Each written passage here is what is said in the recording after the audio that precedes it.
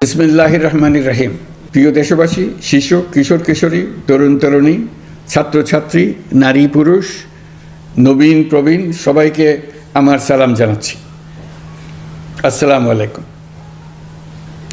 গত বছর আগস্ট মাসে জুলাই গণ অভ্যুত্থানের শক্তি বলে আমরা অন্তর্বর্তী সরকার গঠন করেছিলাম। এরপর আমরা এখন আমাদের মেয়াদে একটি অত্যন্ত গুরুত্বপূর্ণ সন্ধিক্ষণে উপনীত হয়েছি। আমাদের সরকারের উপর ন্যস্ত দায়িত্ব ছিল মূলত তিনটি: হত্যাকাণ্ডের বিচার করা, একটি জবাবদিহিমূলক ও কার্যকর গণতান্ত্রিক ব্যবস্থায় উত্তরণের জন্য প্রয়োজনীয় সংস্কারের আয়োজন করা এবং সুষ্ঠু নির্বাচনের মাধ্যমে নির্বাচিত সরকারের কাছে ক্ষমতা হস্তান্তর করা। আমরা জুলাই গণ অভ্যুত্থানকালে তৎকালীন ফ্যাসিস্ট সরকারের নির্দেশে সংগঠিত হত্যাকাণ্ডের বিচার কাজ এগিয়ে নিয়ে যাচ্ছি। এই বিচারের উদ্দেশ্যে গঠিত আন্তর্জাতিক অপরাধ ট্রাইব্যুনাল তাদের প্রথম রায় শীঘ্রই দিতে যাচ্ছে।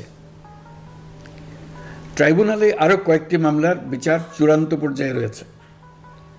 সাধারণ ফৌজদারি আদালতগুলোতেও জুলাই হত্যাকাণ্ড সম্পর্কিত কিছু বিচার কাজ শুরু হয়েছে। আমরা একই সাথে দেশের ইতিহাসে প্রথমবারের মতো গুমের মতো নৃশংস অপরাধের বিচার কাজ শুরু করেছি। আমি আনন্দের সঙ্গে আপনাদের জানাতে চাই যে সংস্কারের ক্ষেত্রেও আমরা ব্যাপক অগ্রগতি অর্জন করেছি। অন্তর্বর্তী সরকার নিজ উদ্যোগে বা বিভিন্ন সংস্কার কমিশনের প্রস্তাবের ভিত্তিতে অনেক গুরুত্বপূর্ণ সংস্কারের কাজ সম্পন্ন করেছে। কিছু প্রস্তাবিত সংস্কারের কাজ এখনও চলমান আছে।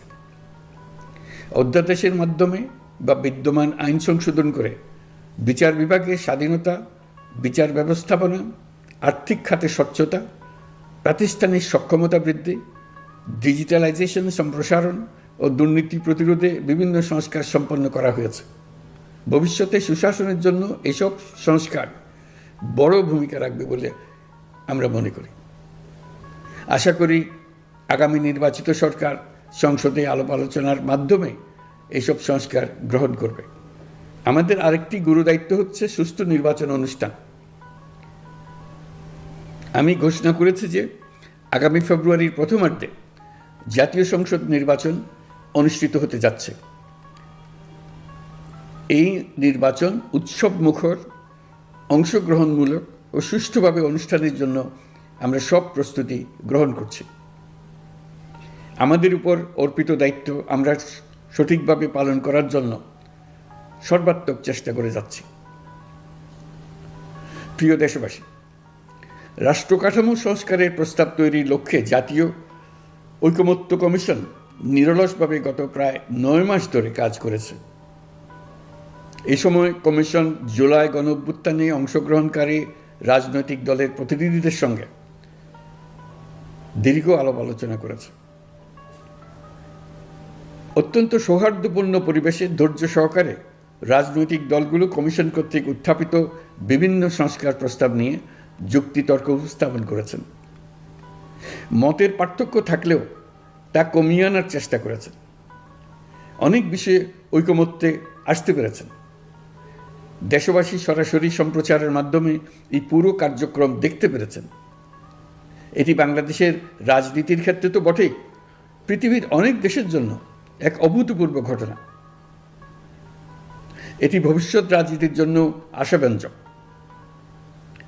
আমি ঐকমত্য কমিশনের সদস্যদের এবং রাজনৈতিক দলগুলোর নেতৃবৃন্দকে গণতান্ত্রিক চর্চার এই অসাধারণ আয়োজনকে সফল করার জন্য আবারও আন্তরিক ধন্যবাদ জানাচ্ছি। ঐকমত্য কমিশনের প্রণীত জুলাই সনদে সংবিধান বিষয়ক 30টি গুরুত্বপূর্ণ সংস্কার প্রস্তাবে রাজনৈতিক দলগুলোর মধ্যে ঐকমত্য তৈরি হয়েছে। এটি একটি ঐতিহাসিক অর্জন। কিছু প্রস্তাবে সামান্য ভিন্নমত আছে, বাকি অল্প কিছু প্রস্তাবে আপাতদৃষ্টে মনে হয় অনেক দূরত্ব আছে, যা গণতান্ত্রিক প্রক্রিয়ায় অস্বাভাবিক কিছু না। তবে খতিয়ে দেখলে দেখা যায় যে এসব প্রস্তাবগুলোর ক্ষেত্রেও আসলে মতভিন্নতা খুব গভীর নয়। কেউ সংস্কারটা সংবিধানে করতে চেয়েছেন, কেউ আইনের মাধ্যমে করতে চেয়েছেন, কিন্তু সংস্কারের প্রয়োজনীয়তা, নীতি ও লক্ষ্য নিয়ে কারো মধ্যে মতভেদ নেই। কাজেই রাজনৈতিক দলগুলোর প্রকাশ্য বক্তব্য যতখানি পরস্পর বিরোধী অবস্থানে আছে বলে মনে হয়, জুলাই সনদ সঠিকভাবে বিশ্লেষণ করলে ততখানি মত পার্থক্য দেখা যায় না। এটি আমাদের অনন্য অর্জন।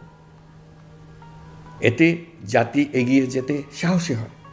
এসব বিবেচনায় রেখে এবং রাজনৈতিক দলগুলো কর্তৃক স্বাক্ষরিত জুলাই সনদকে মূল দলিল হিসেবে ধরে নিয়ে অন্তর্বর্তী সরকার আজকের উপদেষ্টা মণ্ডলীর সভায় জুলাই জাতীয় সনদ সংবিধান সংস্কার বাস্তবায়ন আদেশ 2025 অনুমোদন করেছে।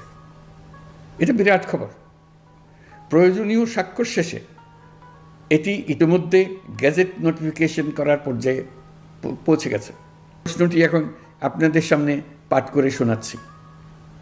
প্রশ্নটি হবে এরকম: আপনি কি জুলাই জাতীয় সনদ সংবিধান সংস্কার বাস্তবায়ন আদেশ 2025 এবং জুলাই জাতীয় সনদের লিপিবদ্ধ সংবিধান সংস্কার সম্পর্কিত নিম্নলিখিত প্রস্তাবগুলোর প্রতি আপনার সম্মতি জ্ঞাপন করছেন?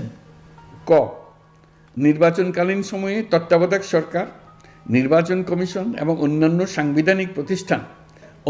সাংবিধানিক প্রতিষ্ঠান জুলাই সনদে বর্ণিত প্রক্রিয়ার আলোকে গঠন করা হবে। খ, আগামী সংসদ হবে 2 কক্ষ বিশিষ্ট। জাতীয় সংসদ নির্বাচনে দলগুলোর প্রাপ্ত ভোটের অনুপাতে 100 জন সদস্য বিশিষ্ট একটি উচ্চকক্ষ গঠিত হবে এবং সংবিধান সংশোধন করতে হলে উচ্চকক্ষের সংখ্যাগরিষ্ঠ সদস্যের অনুমোদন দরকার হবে।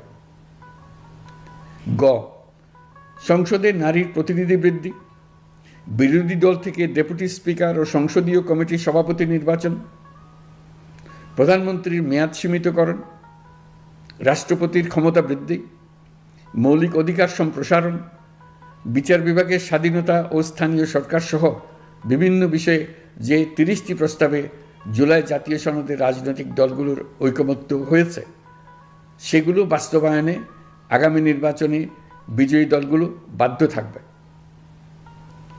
ঘ, জুলাই সনদে বর্ণিত অন্যান্য সংস্কার রাজনৈতিক দলগুলোর প্রতিশ্রুতি অনুসারে বাস্তবায়ন করা হবে।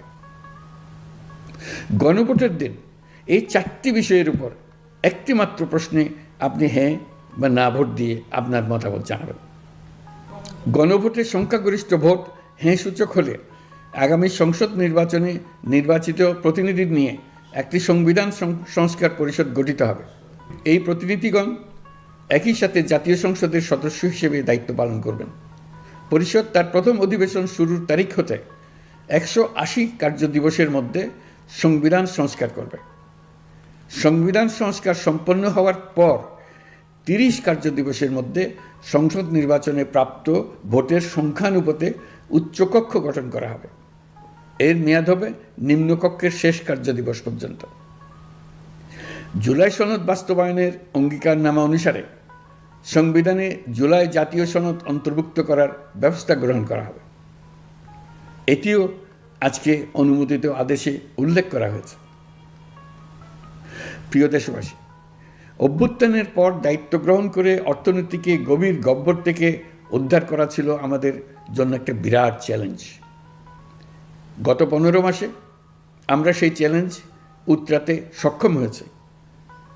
রপ্তানি, বৈদেশিক বিনিয়োগ ও রিজার্ভ সহ অর্থনীতির সবগুলো সূচকে দেশ ইতিবাচক ধারায় ফিরেছে। লুট হয়ে যাওয়া ব্যাংকিং খাত ইতিমধ্যে ঘুরে দাঁড়িয়েছে। মানুষের আস্থা ফিরে এসছে।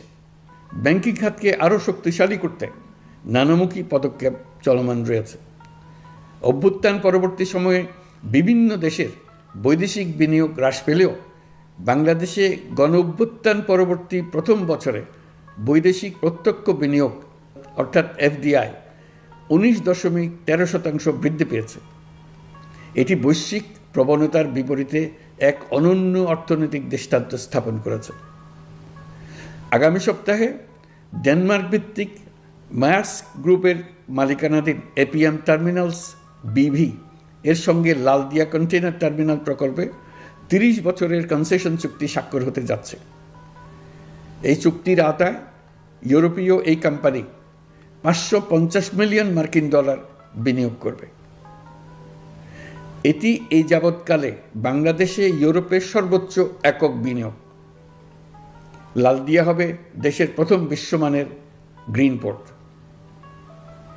প্রিয় দেশবাসী, প্রায় ১.৫ যুগ ধরে আমাদের জনগণ ভোটাধিকার থেকে বঞ্চিত ছিলেন। তারা আজ আসন্ন নির্বাচনে তাদের ভোটাধিকার প্রয়োগ করার জন্য উন্মুখ হয়ে আছেন। আগামী ফেব্রুয়ারিতে সুষ্ঠু নির্বাচন অনুষ্ঠানের বিষয়ে অভ্যুত্থানের সপক্ষের রাজনৈতিক দলগুলোকে অবশ্যই ঐক্যবদ্ধ থাকতে হবে। তা না হলে জাতি এক মহা বিপদের সম্মুখীন হবে। এ সম্পর্কে আমি আগেও একাধিকবার আমার আশঙ্কা প্রকাশ করেছি।